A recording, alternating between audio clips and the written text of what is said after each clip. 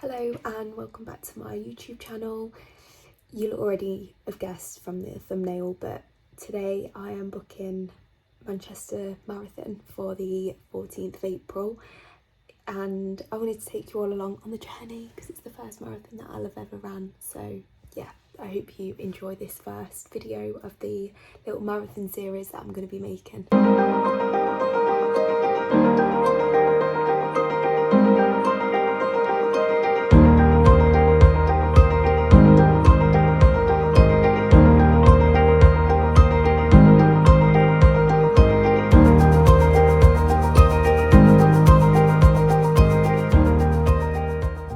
Okay, so as you'll have just seen, I've signed up for the Manchester Marathon, and I thought it would be nice for me to show you a week of training for the marathon. So it's only the second week and it's not very intense yet, but I thought if you're someone that's interested in running a marathon yourself, then it might be something quite interesting to watch. So because it's my first one, I obviously have never trained for a marathon before, so I was a little bit unsure where to start with my training, but Manchester Marathon website actually have free plans on there, so that's what I'll be following. I've opted for the sub 4:30 plan, so yeah, I'm going to take you along. It's Tuesday today, so I'll show you my whole week of training, and yeah, hopefully it gives you a little bit of insight as to how much you have to put in when you're training for a marathon.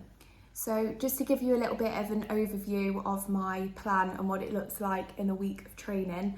On a Monday, I have a strength and conditioning session. So I've written out my own S&C plan. I'm going to change it up every 5 weeks.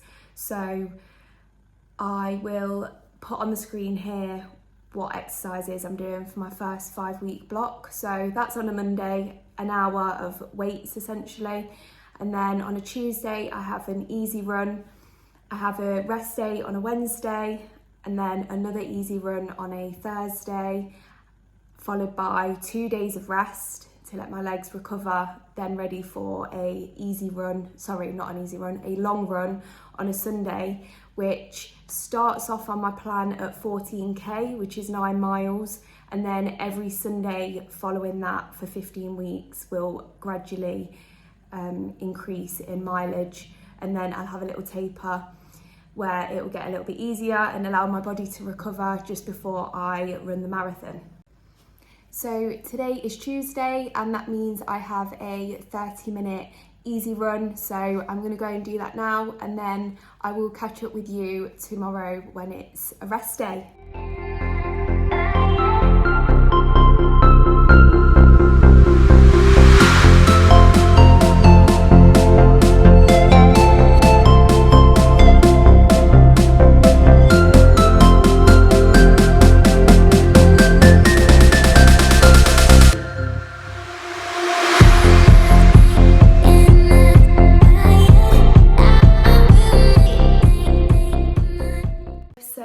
Today is Wednesday, and that means I've got a rest day on my plan.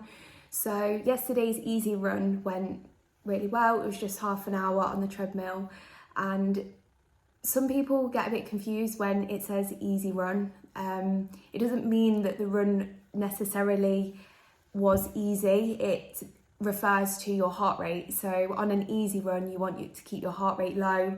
You don't want to be fatiguing yourself too much. It should feel relatively easy on your body. You should feel after the run like you could have carried on running rather than being really out of breath. So because it's a rest day and I have no training footage to show you, I thought I would talk to you a little bit about why I've decided to put myself through a 26.2 mile run in a couple of months. I think I saw a stat that less than 1% of the population managed to or attempt to run a marathon and complete a marathon. So I think that's a pretty cool thing to say that you've done. I'm also doing this marathon because my boyfriend has actually signed up to do an ultra marathon in June.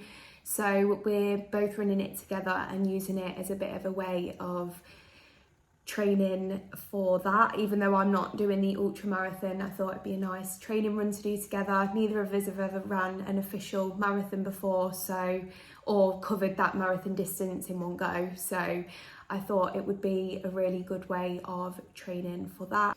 And my final reason for doing it is because running's really hard work and it doesn't come naturally to me at all. Some of the runs that I go on are really challenging and I think, why am I doing this? But it's a good goal and I know that I'll be really happy and have a big sense of accomplishment if I do manage, when I do manage to complete it. So yeah, that's why I've decided to do it. And if any of you have any questions about my training, what's going into training, anything like that, then please let me know in the comment section below. Also, on rest days, even though there's technically nothing written on the plan, I'm still making sure that I'm stretching and eating enough protein, eating enough food in general. Obviously when you're in marathon training, you're burning a lot more calories than you normally would be, so making sure that I'm eating plenty and staying hydrated as well is really important. So that's what I'll be doing for the rest of today, and I will catch up with you tomorrow when I've got another easy run. Today is Thursday and I'm going to be doing a 40-minute easy run. I was going to go outside and do it, but it looks like it's about to chuck it down, so I'm going to do it on the treadmill again, the same as Tuesday. And I thought before I go and do the run, I'd just show you my marathon plan. I've got it hanging in my room, I printed it out, so I just thought I would show you just in case you're interested. So this is what the training plan looks like. It's really easy to understand. It's split up into all the different weeks, and then as the weeks go on, the intensity starts to build. So at the minute, I've just got my easy runs, which is upped from 30 minutes to 40 minutes for today. And then that gradually starts to increase. And then on a Sunday, I've got my long run and it starts at 14k, which was last week, 9 miles. And then that slowly builds up to 36k, I think it is, which is 34k, sorry, which is 20 miles. So that'll be my longest run on my plan, and then I start to taper down again here until we get to event day. The other thing that's really beneficial with the training plan is at the back it tells you on each of your different types of runs how quick you should be running. So it tells you on the end column how your mile pace, so it kind of takes the thinking out of it for you. You don't have to worry, am I going slow enough for an easy run? Am I going quick enough for my intervals? It has it all written down here for you. So you just take note of that before you head out the door. And then if you've got a watch, then it's super easy just to keep an eye on your pace. And now I'm going to go and do my run because I'm procrastinating and I'm not really feeling it today. So I'm going to go and get it done.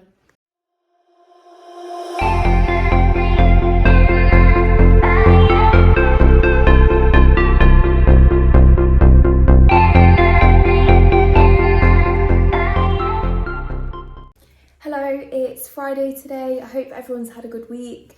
I am sat in the home gym at the minute. I'm just about to do some stretching.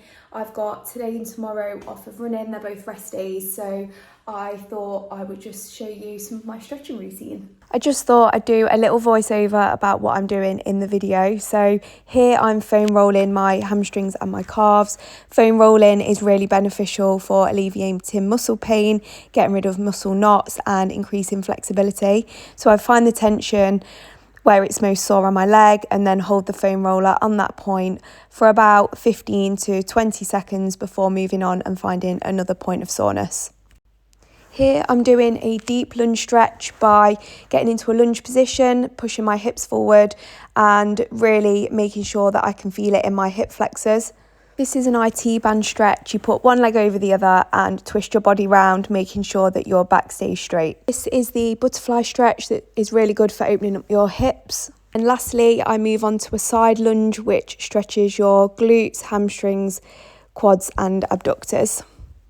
That is my stretching all done for today. I could definitely tell that my hip flexors and hamstrings are quite sore, so they're the areas that I focused on. One of my fitness goals for this year is actually to make sure that I'm stretching way more. It's really important to aid recovery, reduce risk of injury and all of that, so I'm going to make sure that I'm doing lots more stretching, and I'm really interested to know if anyone else has got any good stretches for runners in particular. Then please do let me know in the comments below and I will make sure I check those out. I will catch up with you on Sunday when I've got a good old 10 miler to run, so I'll see you then. So it's always a little bit of a shock to the system getting up at 8 o'clock on a Sunday morning to go for a run, but I like to get up and get it done early. So I pack my running vest with a bottle of water, put some squash in there, and then I had a crumpet before I head out the door. I always run my Sunday long runs with my dad. It's really nice to have someone to run with, and we normally run to our local park, which is Watermead, and if you haven't been before, then it's a really lovely park to run around. This was the perfect day because the sun was shining, it wasn't raining for once, and yeah, it was just a really lovely run.